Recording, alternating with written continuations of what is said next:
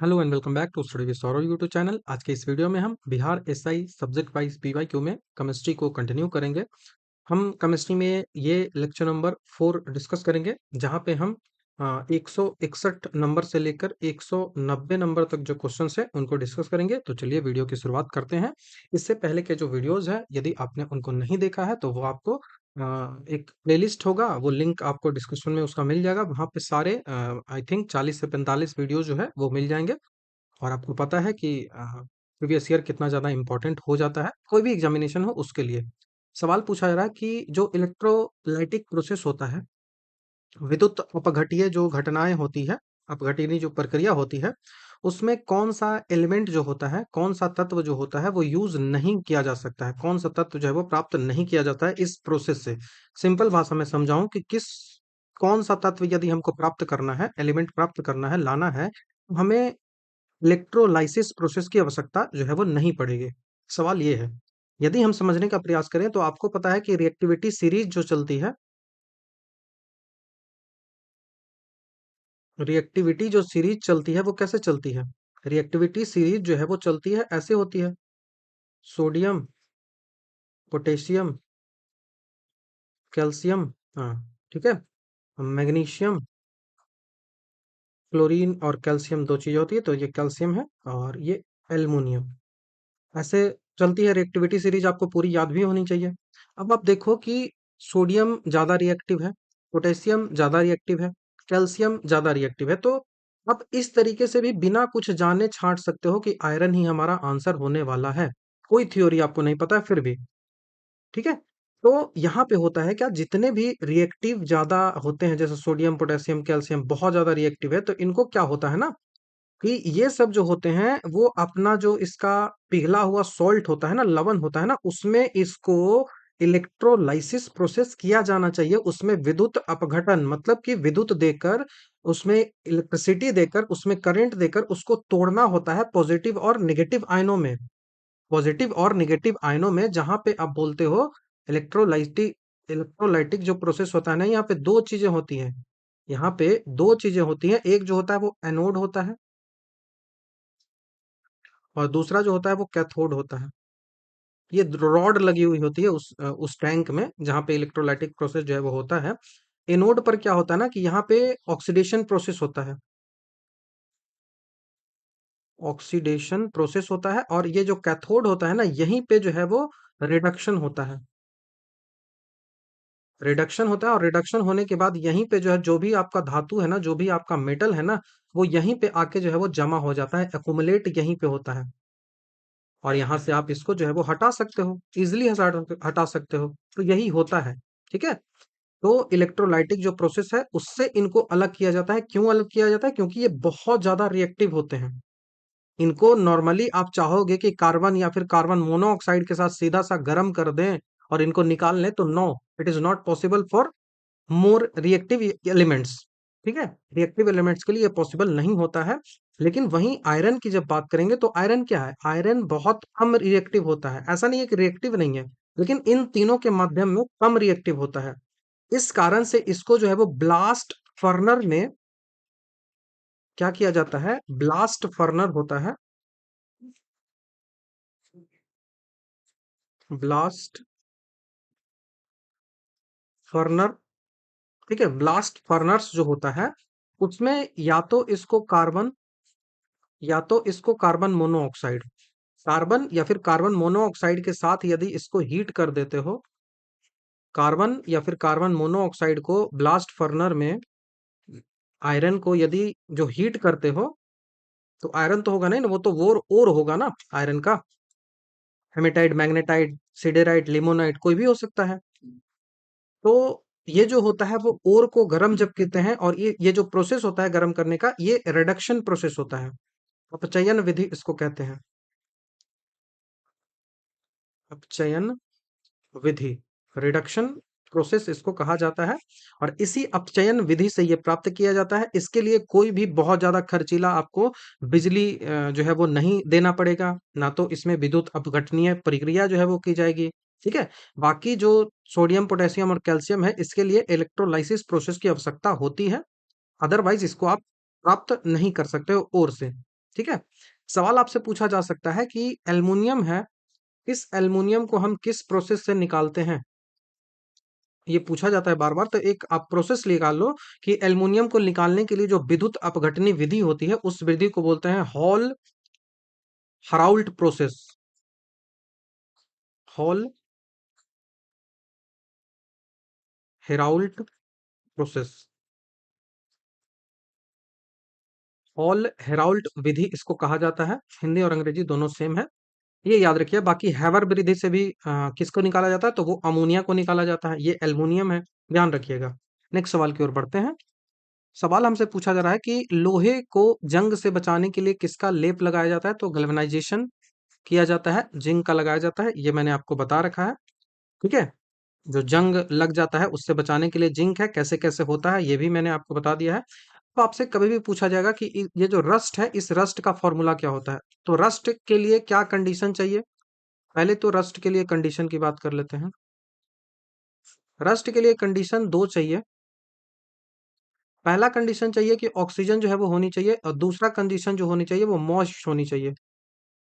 Moist होनी चाहिए, ये दो कंडीशन यदि मिल जाती है तो लोहे में जंग लगना स्टार्ट हो जाएगा, रस्टिंग स्टार्ट हो जाएगा। अब लोहे में जो रस्ट लगती है, जो जंग लगती है, उस रस्ट को रस्ट फॉर्मूला क्या होता है? जो जंग का फॉर्मूला लोहे पे क्या होता है? लोहे पे जंग लग रहा है तो वो लोहा ही तो होता है ना। तो उसका फॉर्मूला क्या होता है रस्ट का? तो रस्ट का फॉर्मूला होता है Fe2O3। फेरिक ऑक्साइड इसको कहा जाता है, लेकिन इस फेरिक ऑक्साइड में मॉइस्चर तो होना चाहिए ना। तो इसमें मॉइस्चर होगा, हाइड्रोजन होगा, तो यही जो जल होगा, तो ये क्या होगा? एक्वस फेरिक ऑक्साइड होता है, ये आपको ध्यान रखना है। भी आपसे सवाल पूछा जाएगा कि रस्ट जब लगता है तो वेट में क्या फर्क पड़ता है? वेट जो होता है लोहे का, वो वेट में फर्क क्या पड़ेगा? तो जंग लगने पर लोहे का वजन जो है ना, वो बढ़ जाता है, क्योंकि उस पे एक अलग सा फेरिक ऑक्साइड जो होता है, उसका परत चढ़ जाती है। इस कारण से उसका वेट तो बढ़ेगा ही, उसका वेट तो बढ़ेगा ही। तो ये समझ में आपको आ गया। नेक्स्ट जो सवाल है उसकी ओर बढ़ते हैं। सवाल पूछा रहा है कि लोहे पर कलई के लिए निम्नलिखित में से किस धातु का उपयोग जो है वो किया जाता है जिससे उसके क्षय को रोका जाता है? तो जिंक। गैल्वेनाइजेशन हमने प्रोसेस अभी समझ लिया है कैसे होता है। ठीक है। सवाल है कि खाद्य पदार्थों के डिब्बों पर जो भी आप रखते हो, पैक्ड फूड जो आप खाते हो, तो उनके जो कैंस होते हैं, डिब्बा कैंस को बोलता है, उन पर आप जिंक नहीं यूज करते हो। जिंक के बजाय आप जो है वो उनमें टीन के डब्बे यूज करते हो। ऐसा क्यों होता है कि टीन का उस पे लेप लगा देते हो आप, जिंक का नहीं लगाते हो? जिंक तो उसको बचा देगा ना रस्ट होने से, फिर भी आप जिंक क्यों नहीं लगा रहे हो, टीन क्यों लगा रहे हो? ये इंपॉर्टेंट एक क्वेश्चन है। तो आपको पता है कि जिंक जो है ना, जिंक क्या है? जिंक जो होता है वो बहुत, जो है वो क्या होता है, जिंक जो है तो वो बहुत ज्यादा रिएक्टिव होता है। आपको पता है कि जिंक जो है वो रिएक्टिव होता है। जिंक जो है वो सक्रियता श्रेणी में उस जैसे ये जिंक है, ये टीन है, तो टीन से ज्यादा रिएक्टिव है जिंक। तो ये रिएक्शन जल्दी करेगा, किससे करेगा? तो जो भी भोजन में आप खाना खाते हो, जैसे आप खाना खा रहे हो, उसमें आपने लेमन डाल के रखा है, नींबू डाल के रखा है, उस भोजन में आपने सिरका डाल के रखा है, तो इनसे क्या करेगा ना, इनसे अगर जिंक रिएक्शन किया ना, तो रिएक्शन कर भी लेगा, तुरंत करेगा क्योंकि ये रिएक्टिव है। इनसे रिएक्शन करने के बाद टॉक्सिक जो यौगिक बना लेता है, टॉक्सिक कंपाउंड्स जो है वो बनाते हैं, टॉक्सिक यौगिक बना लेते हैं। तो ये तो नुकसानदायक हो जाएगा जिंक के लिए। तो इसका मेन रीजन तो यही होगा ना कि टीन जो है वो कम सक्रिय होता है, तो टीन की अपेक्षा जिंक जो है वो अधिक अभिक्रियाशील है। तो ऑप्शन नंबर सी हमारा यहाँ से आंसर बन जाएगा, ध्यान आपको रखना है। नेक्स्ट सवाल की ओर बढ़ते हैं कि अमाशय में भोजन का पाचन जो है वो किस अम्ल के द्वारा किया जाता है? तो आपको पता है हाइड्रोक्लोरिक एसिड, हाइड्रोक्लोरिक एसिड के द्वारा ये भोजन जो है वो पचाया जाता है। अभी आपसे सवाल पूछा जाएगा कि ये जो स्टोमक में हाइड्रोक्लोरिक एसिड जो निकलता है, वो कहाँ से निकलते हैं? तो अमाशय में तीन सेल्स होती हैं। आपने जब मेरा बायोलॉजी का क्लास देखा होगा तो उसमें ये बताया है मैंने, वहां पे तीन सेल्स में एक जो होती है वो ऑक्जेंटिक सेल कहलाती है। ठीक है, हिंदी और अंग्रेजी दोनों सेम होता है, ऑक्जेंटिक सेल। ऑक्जेंटिक सेल्स जो होता है ना, वहीं से जो है वो HCl निकलता है। ऑक्जेंटिक सेल है, यहीं से HCl जो है वो निकलता है। और इस ऑक्जेंटिक सेल से HCl निकला, और इस HCl का काम क्या है? तो इस HCl का काम है कि जो पेप्सिनोजेन है,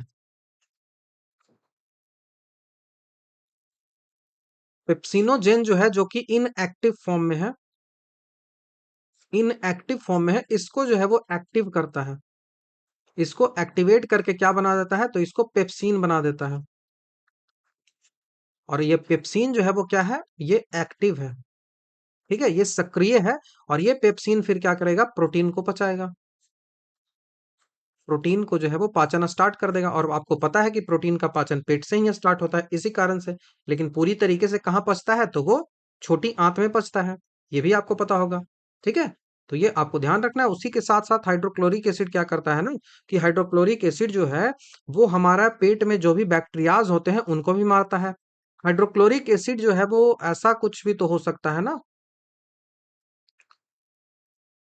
ये यदि आपका ऐसे स्टोमक है तो इस स्टोमक में ऐसा भी तो हो सकता है कि हाइड्रोक्लोरिक एसिड जो है वो इतना खतरनाक एसिड है, तो ये एसिड क्या कर सकता है कि पेट की दीवारों को गला सकता है। एकदम पॉसिबल है ना कि पेट की दीवार है उनको जो है वो ये गला दे। तो इनको पेट की दीवारों को गलाए नहीं, इस कारण से यहाँ पे एक लेयर होता है, एक परत होती है जो उससे बचाता है, और उस परत को म्यूकस बोला जाता है। म्यूकस उस परत को जो है वो बोला जाता है। ये कौन सी सेल से निकलती है, आप मुझे बता दो, कमेंट में बता दो। मैंने ऑलरेडी आपको काफी डिटेल से डिस्कस किया है। अब आपके जो एसिडिटी आपको हो जाती है पेट में, जो एसिडिटी कुछ नहीं है, आपका जो गला जलता है, छाती के पास जो जलन होती है ना, वो यही एसिडिटी के कारण नहीं होती है। ऐसा नहीं है कि आपका छाती जो है वो दर्द कर रहा है, नहीं, वो एसिडिटी के कारण होती है। जो जो HCl आपका होता है ना, ये HCl को पेट में रहना चाहिए था, लेकिन वो ऐसे रास्ते के माध्यम से ऊपर चला जाता है गले में, जिस कारण से जलन जो है वो स्टार्ट हो जाती है। और HCl जो होता है वहां पे एसिडिटी हो जाती है, एसिड जो है वो ज्यादा हो गया, तो उसको बोला जाता है एसिडिटी। एसिडिटी। अब इसी के लिए तो आप इनो पीते हो ना। आप एसिडिटी में भी आप देखोगे कि कई लोगों को नींबू पानी पियेंगे। कैसे भाई? नींबू भी एसिड है, ऑलरेडी आपके पेट में हाइड्रोक्लोरिक एसिड ज्यादा हो चुका है, तो ये नींबू कैसे हटा देगा ना। तो यहाँ पे कभी भी आपको जो है वो बेस यूज करना पड़ेगा। आपको यूज अगर करना होगा तो क्षार ही यूज करोगे ना, तो क्षार में आप इनो ले लेते हो। और कई सारे कंपनी तो देख ही रहे हो कि कितना ज्यादा निकला है। और एसिड के रूप में यदि हम बात करें, दवा जो होती है उसको एंटा एसिड कहा जाता है। एंटासिड। एंटासिड जो होता है, एंटा एसिड जो होता है, इसमें सबसे इंपॉर्टेंट अगर एग्जामिनेशन में कोई पूछा जाता है तो वो मिल्क ऑफ मैग्नीशिया पूछा जाता है। मिल्क ऑफ मैग्नीशिया जो है वो होता है, ये आपको ध्यान रखना है, 10 pH वैल्यू इसका होता है। तो नेक्स्ट सवाल की ओर बढ़ते हैं। सवाल हमसे पूछा रहा है कि मिथाइल ऑरेंज जो होता है उसके बारे में आपको बताना है कि कौन सा कथन जो है वो सत्य कथन है। तो मिथाइल ऑरेंज क्या है? एक इंडिकेटर के रूप में काम करता है, जो कि अम्ल और क्षार को पहचानेगा, उसमें अपना कलर जो है वो चेंज कर लेता है। तो तीन चीजें होती हैं, एसिड होती है, बेस होती है, और न्यूट्रल होता है। न्यूट्रल होता है। तो एसिड क्या होगा? एसिड जो होता है इसका पीएच वैल्यू क्या होता है? एसिड का जो पीएच वैल्यू होता है वो आपको पता है कि एसिड जो है वो 7 से कम होगा। 7 से कम होगा। बेस जो है वो क्या होगा? 7 से ज्यादा होगा। न्यूट्रल जो है वो क्या होगा? 7 के बराबर होगा। यही तो आपको पता है ना। अब आप यदि न्यूट्रल की बात करें कि नेचुरल यदि मिथाइल ऑरेंज आप लेते हो तो उसका कलर जो है वो किस कलर का होता है? तो वो नारंगी कलर का होता है। नेचुरल मिथाइल ऑरेंज जो है वो नारंगी कलर का होता है, ऑरेंज कलर का होता है, तभी तो मिथाइल ऑरेंज बोल रहे हैं ना। अब इसको जैसे ही बेस में डालोगे, तो बेस में डालने पर इसका जो पीएच वैल्यू होता है ना वो अराउंड 4.4 से ऊपर चला जाता है। 4.4 से ऊपर चला जाता है, तो बेस जैसे ही पहुंचता है ना, तो इस बेस में ये जो है वो येलो हो जाएगा, पीला हो जाएगा। और वहीं एसिड में जब इसको लेके जाएंगे तो एसिड में या तो वो लाल होगा और नहीं तो गुलाबी हो जाएगा। तो लाल गुलाबी पूरा कह सकते हो। तो ये आप देख लो कि वो कौन सा होता है। तो अम्ल में लाल और क्षार में पीला, तो अम्ल में लाल और क्षार में पीला। ऑप्शन नंबर सी हमारा यहाँ से आंसर बनेगा। नेक्स्ट सवाल की ओर बढ़ते हैं। सभी अम्लों में पाए जाने वाले तत्व जो है वो कौन सा है? अम्ल जो भी है तो उसमें हाइड्रोजन के तो आयन होंगे ही। अम्ल जो है उसमें हाइड्रोजन आयन होगा ही, तभी तो वो अम्ल कहलाएगा ना। तो हाइड्रोजन तो उसमें होगा ही। तो ऑप्शन नंबर ए हमारा बहुत आसान सा सवाल है। हाइड्रोजन आयन जो है वो होना ही चाहिए। तो प्रोटॉन आप कहते हो, हाइड्रोजन आयन जो होता है ना, आर्हेनियस के अनुसार क्या होता है? आर्हेनियस के अनुसार है कि अम्ल वही पदार्थ होते हैं जो पानी में घुलने पर हाइड्रोजन आयन देते हैं, मतलब प्रोटॉन को मुक्त करते हैं। हाइड्रोजन आयन दे रहे हैं मतलब प्रोटॉन को मुक्त कर रहे हैं। अब चूंकि अम्ल की परिभाषा में हाइड्रोजन आयन त्यागने पर आधारित है, इसलिए बिना हाइड्रोजन के अम्ल जो है वो संभव ही नहीं हो पाएगा। तो ये सवाल आपको समझ में आना चाहिए, बहुत आसान है। Copper objects lose their shine and form green coating किसका? जैसे आप कॉपर का बर्तन देखते होगे, उस कॉपर के बर्तन पे आप देखते होगे कि एक हरे रंग की परत चढ़ जाती है, वो क्या है?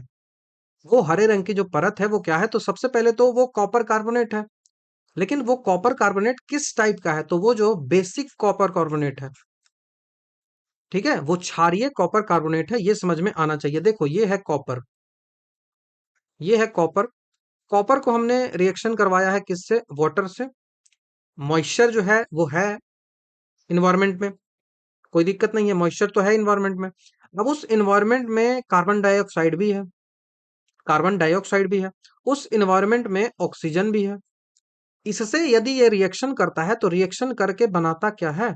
तो इस रिएक्शन के बाद जो बनता है वो बनता है CuCO3, CuCO3 इंटू CuOH2, ये पूरा जो है वो बनता है। तो यहाँ पे तांबा जो है वो हवा में मौजूद जो भी नमी होता है, कार्बन डाइऑक्साइड होता है, इससे अभिक्रिया करके क्या बनाता है? क्षारीय कॉपर कार्बोनेट की बनाता है एक परत। और ये क्षारीय कॉपर कार्बोनेट जो बनता है, ये जो है वो किस कलर का होता है? तो ये हरा कलर का होता है। ठीक है, ये हरा कलर का होता है। और इसको क्या बोला जाता है? तो हमने क्लास में आपको बताया भी था, इसको जो है वो पेंटीना बोलते हैं। इसको जो है वो पेंटीना कहा जाता है, या फिर पेटीना सीधा बोलो। ठीक है, इसको जो है वो, ऐसे नहीं होता, पटीना इसको कहते हैं, पेटीना पटीना जो भी बोल लो। ये समझ में आपको आ गया। नेक्स्ट सवाल की ओर बढ़ते हैं। कॉपर छिलन में, कॉपर छिलन को सांद्र H2SO4 के साथ गर्म करने पर क्या आपको मिलेगा? तो आपका जो है वो कॉपर का टर्निंग्स है। जब आप देखते हो ना कि कॉपर को छील रहे हो तो उसमें से जो टर्निंग निकलता है, तो copper turning liberates when heated with concentrated H2SO4। यदि हम सल्फ्यूरिक एसिड, वो भी कंसंट्रेटेड मतलब सांद्र सल्फ्यूरिक एसिड के साथ यदि उसको गर्म करते हैं कॉपर के टुकड़े को, तो कौन सी गैस आपको निकलेगी? ये सवाल पूछा जा रहा है। तो सबसे पहले तो रिएक्शन को देख लेते हैं। ये है कॉपर। हम क्या कर रहे हैं कि कॉपर को H2SO4 जो है, H2SO4 एसिडिक है और वो भी कंसंट्रेटेड हम लिए हैं, मतलब बहुत ज्यादा एसिडिक ये हो जाएगा। H2SO4 कंसंट्रेटेड है, सांद्र है, मतलब उसमें एसिड की मात्रा ज्यादा है। और जो डाइल्यूटेड होगा तो वो एसिड की मात्रा उसमें कम होगी। तो यहां से रिएक्शन करके ये क्या बनाएगा? तो यहां से जब ये रिएक्शन करेगा तो ये बनाएगा CuSO4। CuSO4 कॉपर सल्फेट पहले बनाएगा, उसके साथ ही साथ इसमें जो है वो सल्फर डाइऑक्साइड जो है वो गैस निकालेगा। उसके साथ ही साथ जो है वो H2O इसमें होगा, वाटर इसमें जो है वो निकलेगा। तो हमें गैस के बारे में पूछ रहा है, तो सल्फर डाइऑक्साइड गैस जो है वो निकलती है। कौन सा गैस निकलती है? Sulphur dioxide. इंपॉर्टेंट क्वेश्चन है, ऑप्शन नंबर बी हमारा यहाँ से आंसर होगा। यहाँ पे ध्यान देने की ये बात है कि ये जो H2SO4 है, ये एक कैसा काम करता है? H2SO4 जो है वो एक ऑक्सीकारक की तरह यहाँ पे काम कर रहा है, ऑक्सीडाइजर की तरह ये काम यहाँ पे कर रहा है। और सल्फर जो है वो डाइऑक्साइड गैस यहाँ पे निकाल देता है। तो ये आपको ध्यान रखना होगा। बहुत इंपॉर्टेंट ये फैक्ट है। नेक्स्ट सवाल की ओर बढ़ते हैं। निम्न में से किसका उपयोग जो है वो कांच पर लिखने के लिए किया जाता है? बहुत आसान सा सवाल है, कई बार एग्जामिनेशन में आता है। तो कांच पर जो लिखते हैं वो हाइड्रोजन फ्लोराइड से लिखा जाता है, HF, hydrogen fluoride. Option number C आपका आंसर होगा। कांच क्या है? कांच मुख्य रूप से क्या है? तो कांच मुख्य रूप से जो है वो सिलिका है। कांच मुख्य रूप से क्या है? तो कांच मुख्य रूप से आप देखोगे कि सिलिका है। कांच तो सिलिका है, तो सिलिका का ही कांच बना होता है। तो यहाँ पे HF एकमात्र ऐसा एसिड होता है, हाइड्रोजन फ्लोराइड एकमात्र ऐसा एसिड होता है जो कि सिलिका के साथ रिएक्शन करके उसे घोल सकता है। ठीक है, ओनली वन एसिड होता है जो कि सिलिका के साथ रिएक्शन करेगा और उसको जो है वो घोल देगा। तो इसी प्रक्रिया को जो है वो कांच की नक्काशी जो किया जाता है, ग्लास इचिंग जो किया जाता है, वो कहा जाता है। इस प्रक्रिया को कांच की नक्काशी बोला जाता है, ये आपको ध्यान रखना है। और इसे प्लास्टिक की बोतल में रखा जाता है क्योंकि यह कांच की बोतल को गला देता है। तो हाइड्रोजन फ्लोराइड को किस बोतल में रखेंगे, ये भी सवाल कभी पूछ लिया जाए तो इसको प्लास्टिक बोतल में रखा जाता है। प्लास्टिक बोतल या फिर इंग्लिश में बॉटल बोलते हैं। ध्यान रखिएगा क्यों रखते हैं हमने बता दिया है। ठीक है, क्यों रखा जाता है हमने बता दिया है। Glass writing, hydrofluoric, hydrogen fluoride बोल लो या फिर हाइड्रोफ्लोरिक एसिड बोल लो, या फिर इसको सीधी सी भाषा में आपको HF भी लिखा हुआ मिल सकता है। अगर HF भी मिले तो भी वही आंसर आपका होगा। नेक्स्ट सवाल की ओर बढ़ते हैं।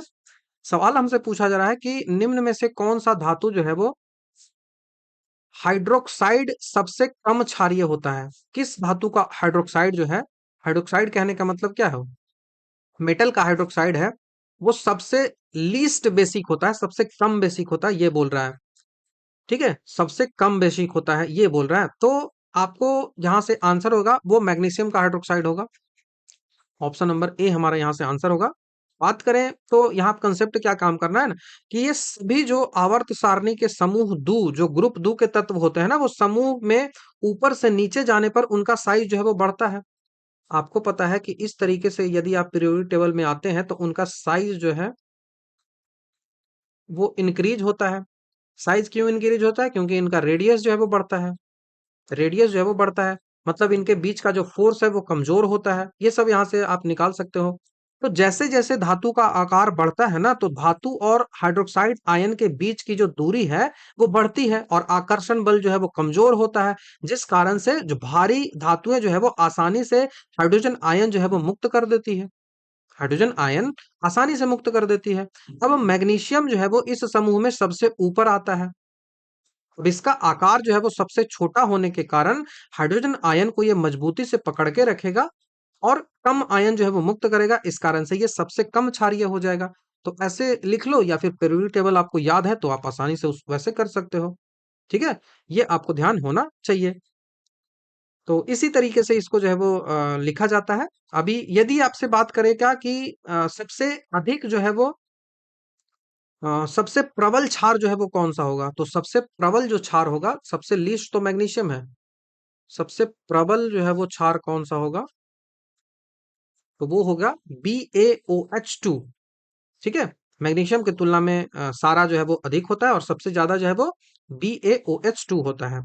मिल्क ऑफ मैग्नीशिया जो है वो MgOH2 है। इसको, ये जो आपको दिख रहा है, इसी को जो है वो मिल्क ऑफ मैग्नीशिया कहा जाता है, MgOH2, मिल्क ऑफ मैग्नीशिया इसको कहा जाता है। ठीक है, एंटा एसिड के रूप में इसको काम में लेते हैं, ये आपको पता है। बाकी CaOH2 जो है, CaOH2 जो है, इसको जो है वो चूने का पानी कहते हैं, लाइम वाटर बोलते हैं। लाइम वाटर इसको कहा जाता है। उसके बाद जो आपको समूह में जो नीचे जाने पर जो सॉल्युबिलिटी है और जो क्षारीयता है वो दोनों बढ़ती है। समूह में जैसे ही आप नीचे आ रहे हो, इसका मतलब साइज इंक्रीज कर रहा है, रेडियस इंक्रीज कर रहा है, उसके साथ ही साथ आप जो वो विलेयता जो है, सॉल्युबिलिटी जो है, ये भी इंक्रीज कर रहा है। इसके साथ ही साथ आपको क्षारीयता है वो भी बढ़ती है। क्षारीयता है ये भी बढ़ती है। तो ये आपको ध्यान रखना है, ये सब चीजें पूछी जा सकती है। तो सीधी सी बात है, जो कंसेप्ट मैंने रेडियस वाला समझाया वही याद रखना है। जठर रस का पीएच वैल्यू क्या होता है। जठर रस मतलब जो हमारा स्टोमक में निकलता है, गैस्ट्रिक जूस, उसकी बात हो रही है। तो उसका पीएच वैल्यू बहुत कम होता है, 2 के आसपास आप रखो। ऑप्शन के हिसाब से तो 2 लेके जाओगे, लेकिन इसका पीएच वैल्यू जो होता है वो 1.5 से लेकर रेंज में चलता है, 2.5 के आसपास जा सकता है, इसी के बीच जो है वो जा सकता है। ये हाइड्रोक्लोरिक एसिड जो है वो जठर रस में होता है। यह अत्यधिक अम्लीय होता है ताकि भोजन के साथ जो कीटाणु आए हैं उनको मार सके, और पेप्सिन को, जो पेप्सिन और जो एंजाइम है उनको एक्टिव कर सके। आपको मैंने बताया है। कि कैसे जो है वो एक्टिवेशन जो है वो पेप्सिन का करता है। ठीक है, तो ये आपको समझ में आना चाहिए। विकल्प में दो है तो उसके हिसाब से आप जाओगे। नेक्स्ट सवाल की ओर बढ़ते हैं। नमक मिलाने से खाद्य पदार्थों का संक्षरण हो जाता है क्योंकि यदि आप सॉल्ट ऐड करते हो तो प्रिजर्व हो जाता है फूड, क्यों? ये जो है वो संरक्षण हो जाता है, क्यों? ये सवाल आपसे पूछा जा रहा है। तो भोजन जैसे कि अचार है, जैसे कि मांस है, उन सबको नमक डालने पर वो लंबे समय तक खराब नहीं होता है। सिंपल भाषा में क्वेश्चन को समझा दूं तो वो क्यों ऐसा होता है? तो जब नमक जो होता है वो उच्च सांद्रता वाले भोजन के संपर्क में आती है, तो यह जो है वो एक्सो एक्सोमोसिस जो होता है, बही परासरण जो होता है, इसकी प्रक्रिया यहाँ पे स्टार्ट हो जाती है। और नमक जो है वो भोजन और उसमें मौजूद जो हानिकारक बैक्टीरियाज होते हैं उनकी कोशिकाओं से पानी को जो है वो बाहर खींच लेती है, और पानी की कमी के कारण बैक्टीरियाज जो है वो मर जाते हैं और या तो इनएक्टिव हो सकते हैं। और इसी प्रक्रिया को है जो है वो प्लाज्मोलाइसिस जो है वो कहा जाता है। तो देखो, दो शब्द मैं आपको समझाता हूँ। पहला आपको एक्सो ऑस्मोसिस बता रहा हूँ। एक्सो एग्ज ऑस्मोसिस, ऑस्मोसिस, इसका मतलब हुआ बही प्रासरण, बही परासरण। ये क्या प्रोसेस हो रहा है? तो ये प्रोसेस वो हो रहा है कि जैसे ही नमक जो है वो हाई कंसंट्रेटेड भोजन के संपर्क में आता है, उच्च सांद्रता वाले भोजन के संपर्क में आता है, तो क्या होगा? सॉल्ट जो है वो फूड के संपर्क में आया, तो इससे क्या हुआ? इससे क्या हुआ कि ये जो परासरण है, एक्सो ऑस्मोसिस है, वो स्टार्ट हो गया। इसमें क्या होगा कि फूड से जो भी वाटर है ना, आप देखते होगे कि पानी डालने नमक डालते हो तो पानी छोड़ने लगता है ना, तो वो पानी हटा देता है। वाटर जो है वो हटा देता है, जो भी बैक्टीरियाज हैं उनको मार देता है, उनको इनएक्टिव कर देता है। और नमक भोजन में मौजूद जितने भी हानिकारक बैक्टीरियाज होते हैं, कोशिकाएं जो बैक्टीरियाज की कोशिकाएं होती हैं, उन सबसे पानी बाहर निकाल देता है। अब इस कारण से बैक्टीरिया मर जाते हैं या फिर इनएक्टिव हो जाते हैं। और यही पूरा निकालने का जो प्रोसेस होता है ना, पानी को, बैक्टीरियाज को मारने का जो प्रोसेस होता है, इसको क्या बोला जाता है? इसको बोला जाता है प्लाज्मोलाइसिस। तो कभी भी सवाल पूछा जाए, प्लाज्मोलाइसिस को कहा जाता है। इस तरह से हिंदी होगा, प्लाज्मोलाइसिस।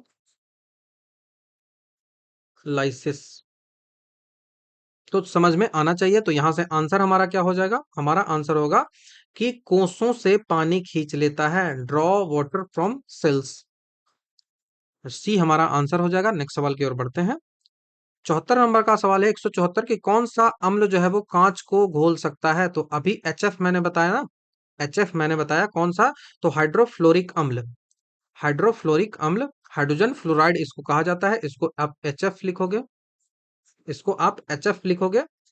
सिलिकॉन डाइऑक्साइड जो होता है उससे कांच मिलकर बना होता है। अधिकांश अम्ल जो है वो कांच को नहीं घुला सकते हैं, लेकिन ये जो अम्ल होता है HF जो होता है वो घुला सकता है। HF जो है वो सिलिका के साथ क्रिया करके जो है वो फ्लोरोसिलिकेट्स जो है वो बनाता है।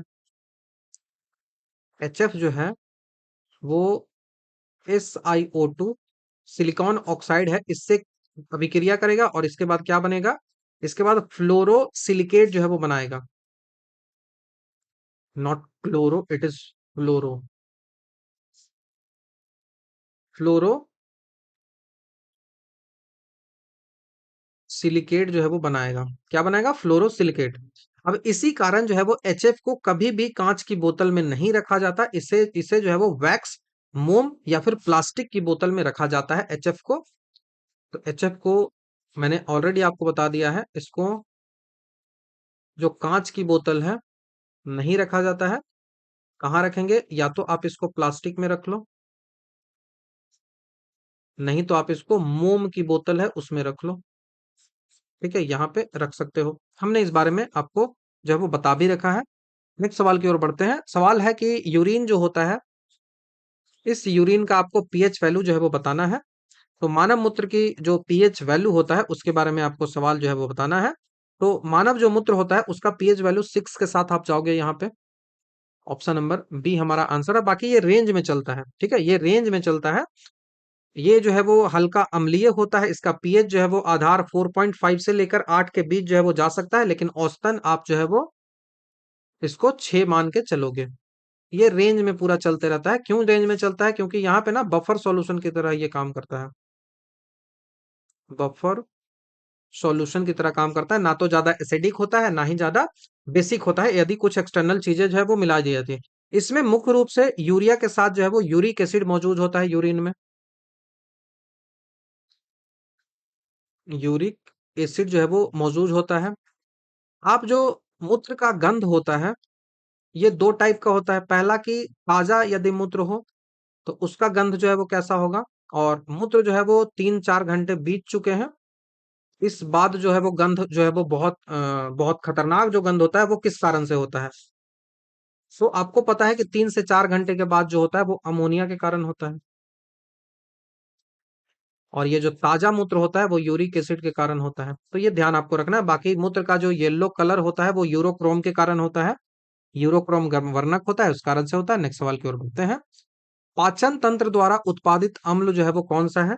तो हमने इस बारे में काफी डिस्कस किया है। हाइड्रोक्लोरिक एसिड होता है। सब कुछ जो है वो ऑक्जेटिक सेल से निकलती है। कैसे कैसे क्या होता है सब कुछ बता रखा है मैंने। नेक्स्ट सवाल की ओर बढ़ते हैं। इन्वर्टर बैटरी में कौन सा एसिड? तो सल्फ्यूरिक एसिड कहीं है, H2SO4 है। ऑप्शन नंबर सी हमारा यहाँ से आंसर हो जाएगा। ठीक है। सल्फ्यूरिक अम्ल जो होता है वो बहुत अच्छा विद्युत सुचालक होता है, और बैटरी का लगभग 38% जो है वो सांद्रता वाला H2SO4 का यूज किया जाता है। ये जो है वो किंग ऑफ कैल्शियम भी, किंग ऑफ केमिकल्स भी कहा जाता है। अम्लों का राजा भी इसको कहा जाता है, क्योंकि बहुत ज्यादा अम्लीय होता है। नेक्स्ट सवाल की ओर बढ़ते हैं। मनुष्य के मूत्र में कौन सा एसिड जो है वो पाया जाता है? तो हमने अभी बताया यूरिक एसिड जो है वो पाया जाता है। ऑप्शन नंबर ए हमारा यहाँ से आंसर बनेगा। नेक्स्ट सवाल की ओर बढ़ते हैं। मानव रक्त में पीएच जो है वो साधारणतः कितना होता है? तो मानव रक्त का भी पीएच वैल्यू जो है वो वेरी करते रहता है। 7.3 से लेकर 7.5 यहाँ से आप करोगे। ठीक है, तो ये आप जो याद रखो, और बाकी सटीक मान आपको याद रखना है तो 7.4 रहेगा। जो भी रेंज हो उसके हिसाब से आप याद रखोगे। तो स्लाइटली क्षारीय होता है, और हमारे शरीर एक बफर सिस्टम की तरह काम करता है, जहां पे पीएच वैल्यू जो होता है ना वो एक 7.35 से लेकर 7.45 के बीच जो है वो चलते रहता है। और यदि ये मान जो है वो 7 से कम हो जाए, 7.8 से ज्यादा हो जाए, तो व्यक्ति की मृत्यु तक हो सकती है। कितना खतरनाक होता है! इसी कारण से ये जो है वो बफर सॉल्यूशन की तरह काम करता है। अब सवाल ए सो में ये पूछा गया था कि बफर सॉल्यूशन की तरह ये काम करता है, तो आखिर किस केमिकल के कारण? बफर सॉल्यूशन ये होता है ना कि अगर कुछ में कुछ आप एक्स्ट्रा इसमें मिलाते हो तो इसकी एसिडिटी पे कोई खास फर्क नहीं पड़ता है, उसी को बफर सॉल्यूशन बोलते हैं। ना तो वो ज्यादा बेसिक होगा और ना ही ज्यादा एसिडिक होगा। तो ये आखिर क्यों होता है? कोई तो मैनेज करने वाला होगा ना, कोई तो न्यूट्रलाइज करने वाला होगा ना। यही सवाल एएसओ ने पूछा था। तो मुख्य रूप से आपको दो यहाँ पे मिलता है। पहला तो कार्बोनिक एसिड आपको मिलता है।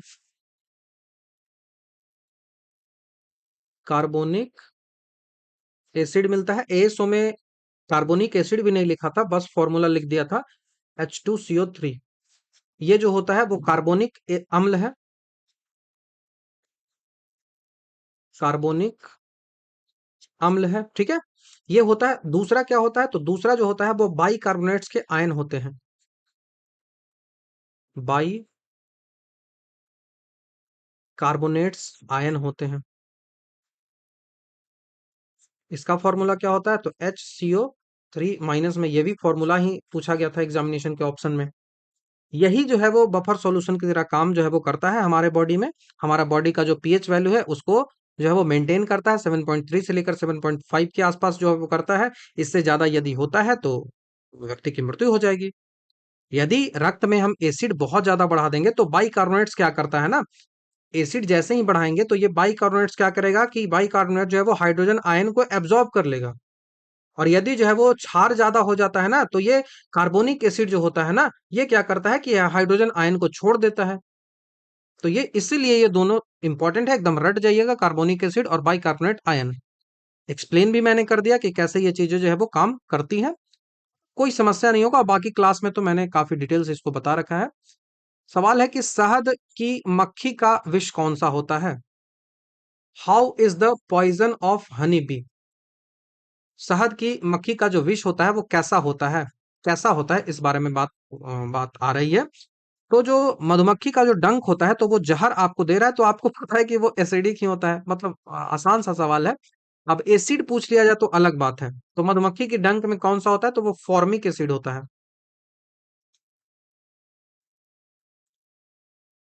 फॉर्मिक एसिड होता है, ये आपको मैंने बताया है, या फिर इसको आप कह सकते हो मेथेनोइक एसिड। Methanoic acid. इसी कारण से डंक मारने पर आपको सूजन होता है, जलन होता है।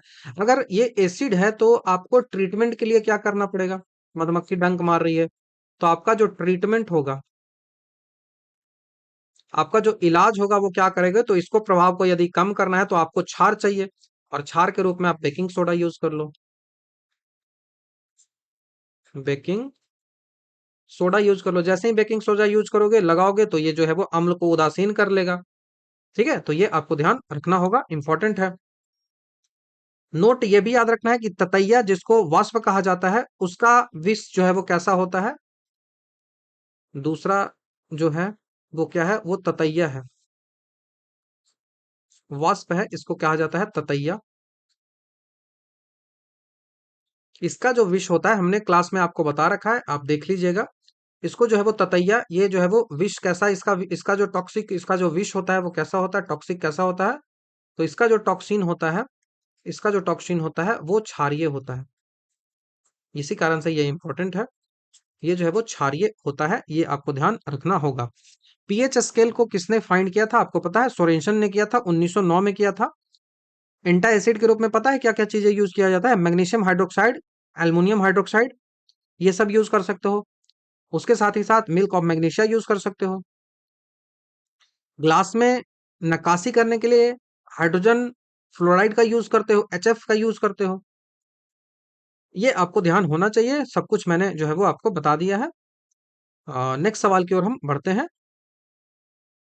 तो नेक्स्ट सवाल हमसे पूछा जा रहा है कि पीएच का संक्षिप्त नाम जो है वो क्या होता है? पीएच का संक्षिप्त नाम जो है वो क्या होता है? हाइड्रोजन की पावर, हाइड्रोजन की संभावनाएं, ऐसा तो ये हाइड्रोजन का पावर है ना। Option number A, power of hydrogen. यहाँ पे पीएच जो है, इसमें पीएच में दो चीजें आती है, पहला जो है वो पी और दूसरा जो है वो एच है। तो पी जो है वो एक जर्मन शब्द है जिसका मतलब होता है पोटेंज। पोटेंज जो जर्मन शब्द है, इस पोटेंज का मतलब होता है पावर। पीएच में पोटेंज का मतलब होता है पावर। और ये जो एच आपको दिख रहा है, ये सीधा सा मतलब है हाइड्रोजन के आयन। क्या है? Hydrogen ion.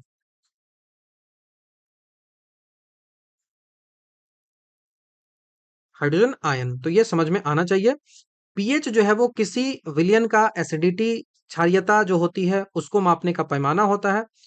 गणितीय रूप में यदि हम बात करें तो यह हाइड्रोजन आयन जो है वो सांद्रता का नेगेटिव लैगोरिथम होता है। यदि पीएच का आपको फॉर्मूला लिखना होगा तो आप किस तरह से लिखोगे?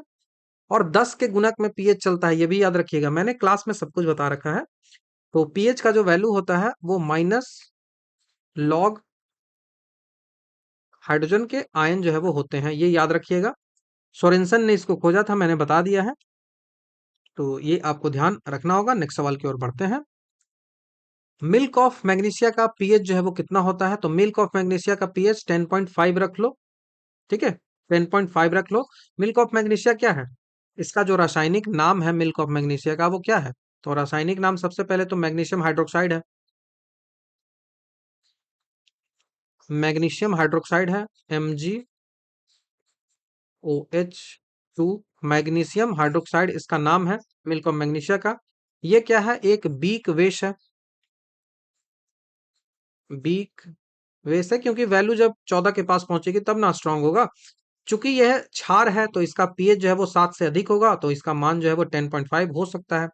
ये नहीं होगा, ये हो सकता है 14 हो सकता है, तो 10.5 के आसपास आप लेके चलोगे। इसको एंटा एसिड के रूप में यूज करते हैं। नेक्स्ट सवाल की ओर बढ़ते हैं। निम्न में से कौन सा जो है वो खाने के नमक के नाम से जाना जाता है? तो NaCl। NaCl सोडियम क्लोराइड जो है वो खाने वाला नमक होता है। यहाँ पे HCl और जो NaOH है उसके उदासीनीकरण अभिक्रिया से यह बनता है। HCl एसिड है, समझो कितना खतरनाक है। इसके साथ NaOH जो है वो समझो कितना खतरनाक है। लेकिन इन दोनों को जब मिलाते हैं तो क्या बन जाता है? हमारा नमक बनना जाता है। और हम देखो नमक कितना ज्यादा यूज करते हैं। तो दो जहर जहर मिलके एक जो है वो खाने वाला चीज बना देता है। तो ये केमिस्ट्री है, समझ सकते हो आप। अमोनिया, अमोनियम आयन है, अमोनियम का आयन जो है वो कैसा होता है, तो कंजुगेट के बारे में मैंने आपको बताया है, ये कंजुगेट एसिड होता है। कॉन्जुगेट एसिड होता है, संयुग्मी अम्ल जो है वो होता है। ये आपको ध्यान रखना है। अमोनिया आयन क्या है? NaNH4 पॉजिटिव में आयन जो है वो रखो। तो कोई भी क्षार, कोई भी बेस जो होता है वो एक प्रोटॉन जो है वो ग्रहण करता है। सीधी सी बात आप याद रखोगे, क्लासेस में सब कुछ मैंने बता रखा है। कोई भी बेस है वो क्या करेगा कि एक प्रोटॉन को ग्रहण करेगा, एक प्रोटॉन को वो क्या करेगा, ग्रहण करेगा। तो बना हुआ जो पदार्थ होता है ना, वो कहलाता है कंजुगेट एसिड। अब इससे जो बनेगा वही कहलाएगा कॉन्जुगेट एसिड। कॉन्जुगेट एसिड कोई बेस है जिसमें यदि एक प्रोटॉन एब्जॉर्ब कर रहा है तो वो कॉन्जुगेट एसिड हो जाएगा। तो यहाँ पे क्या है, यहाँ पे आप देखो, यहाँ पे क्या चल रहा है, यहाँ पे हम NH3 ले लिए, अमोनिया। अमोनिया क्या है, एक बेस है। अमोनिया क्या है, एक बेस है।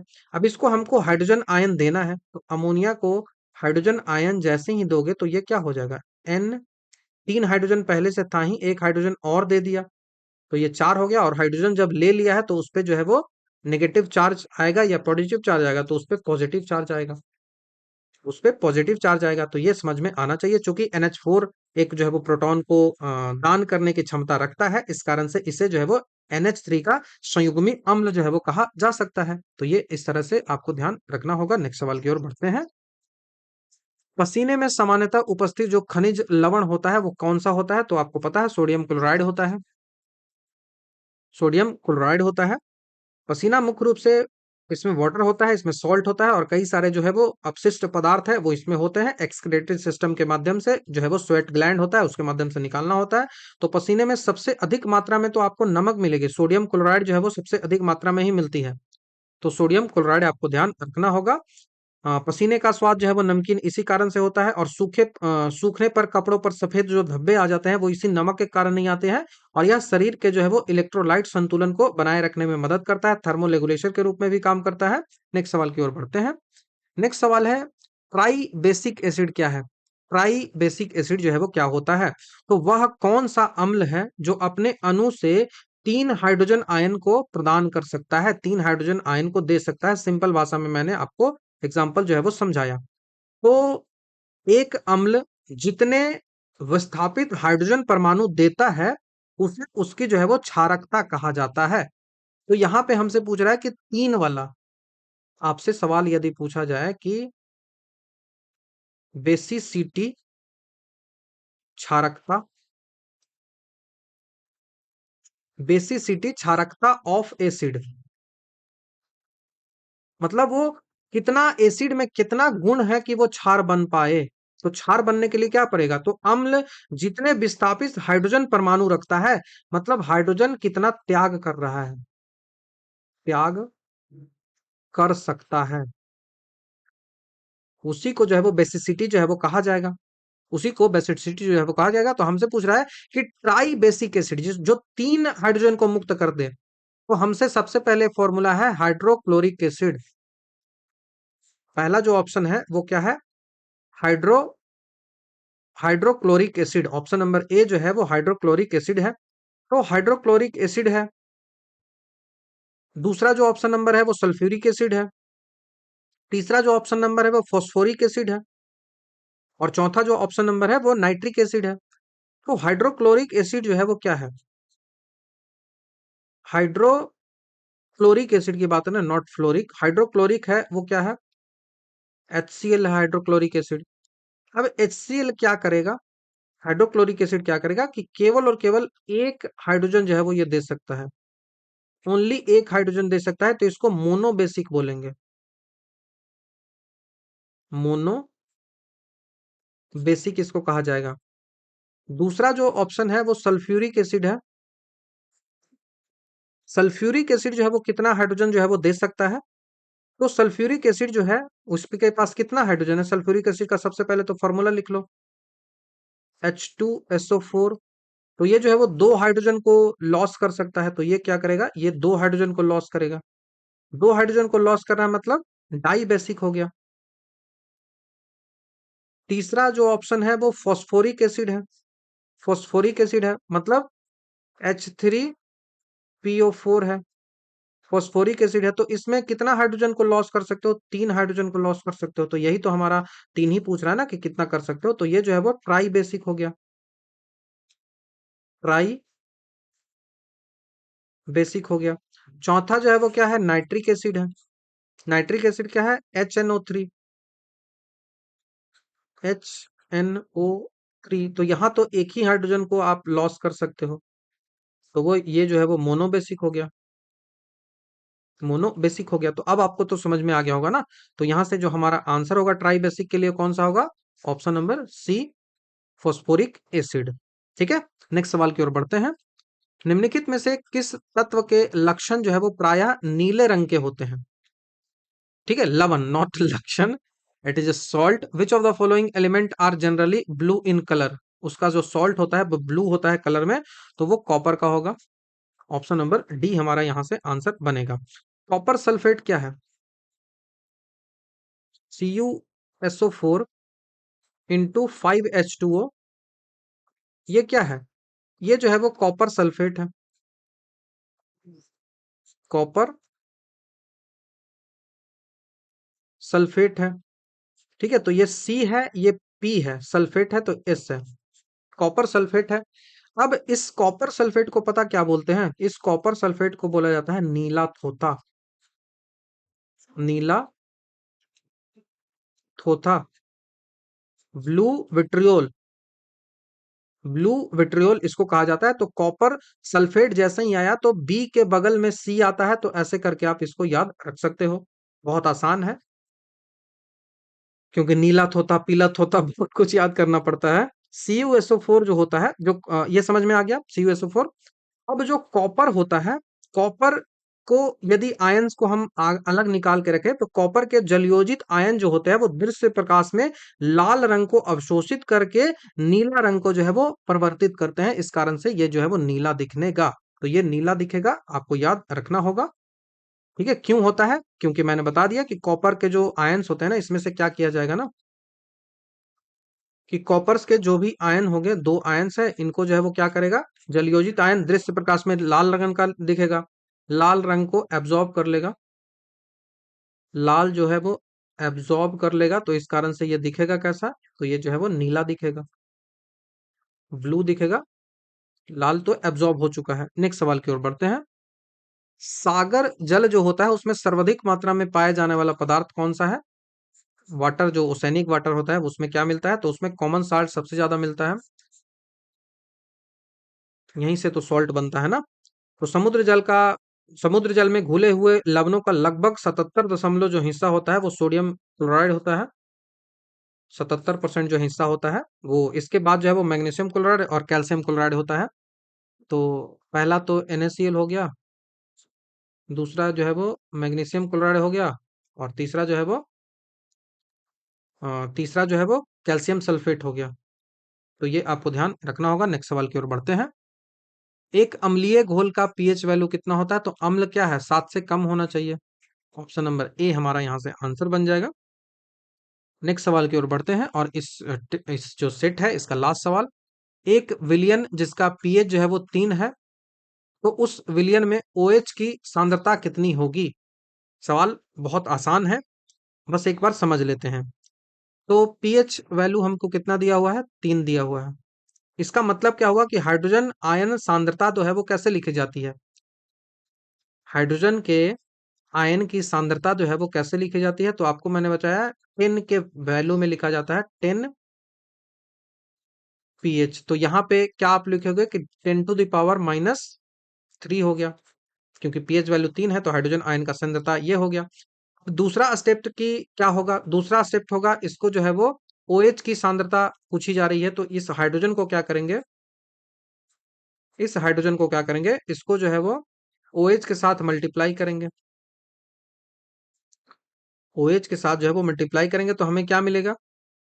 हमें क्या मिलेगा? तो हमें यहाँ से 10⁻⁻14 जो है वो मिल जाएगा। वो रूम टेम्परेचर पे बात कर रहा हूँ। ठीक है, तो अब यहाँ से क्या हुआ कि इसका वैल्यू क्या है? इसका वैल्यू जो है वो क्या है, इसका वैल्यू जो है वो 10⁻³ है। इसका वैल्यू हमें निकालना है, तो ये 10⁻14 लास्ट वैल्यू होता है ना, तो इस कारण से उधर रखा गया है रूम टेम्परेचर पे। आयोनिक प्रोडक्ट ऑफ वाटर यही होता है, ये फॉर्मूला है ionic product of water, ionic product of water. तो यहाँ पे इसका वैल्यू ये है, तो OH का वैल्यू जैसे ही निकालोगे तो इसको माइनस में इधर ले जाना पड़ेगा, इसको माइनस में ले जाना पड़ेगा, तो ये गुना है तो भाग में जाएगा, तो 10⁻⁻14 है और 10⁻³ जाएगा, तो ये क्या हो जाएगा, ये हो जाएगा 10⁻11। 10⁻11, तो OH का जो वैल्यू होगा वो 10⁻11 होगा। तो सीधी सी बात है कि यदि आपको घटा देना है 14 में से, 14 में से 3 घटाएंगे तो 11 हमारा आंसर होगा। कैसे आ रहा है सब कुछ मैंने बता दिया है, सब कुछ मैंने बता दिया है। आपका टूथ डिके कब होता है आपको पता है? तो आपका टूथ जो डिके होगा, दांत जो है जो क्षरण होगा, वो यदि आपका पीएच वैल्यू जो है वो 5.5 से कम हो जाता है, या फिर 5.6 लिख लो, इससे यदि नहीं, 5.6 नहीं, 5.5 ही लिखो, इससे यदि कम हो जाता है तो दांत जो है वो उसका इनामेल जो है वो छड़ जाता है और सड़ने लगता है। वहीं रेन वाटर का पीएच क्या होता है, तो 5.6 से कम होने पर उसे जो है वो एसिडिक रेन बोलते हैं। एसिडिक रेन का पीएच क्या होगा, तो 5.6 से यदि कम होगा तब वो होगा। ठीक है, तो ये आपको ध्यान रखना होगा। एक्वा रेजिया तो मैंने बताया कि 3 भाग HCl होता है और 1 भाग जो है वो HNO3 होता है। सब कुछ हमने डिस्कस कर रखा है, तो आई होप चीजें आपको क्लियर हो रही होंगी। तो ये रहा पार्ट नंबर 4, जहां पे हमने काफी डिटेल से जो भी क्वेश्चंस थे उनको डिस्कस किया। तो आई होप चीजें आपको समझ में आ रही होंगी। तो thank you very much. Next video में आपसे जल्द ही मिलता हूँ।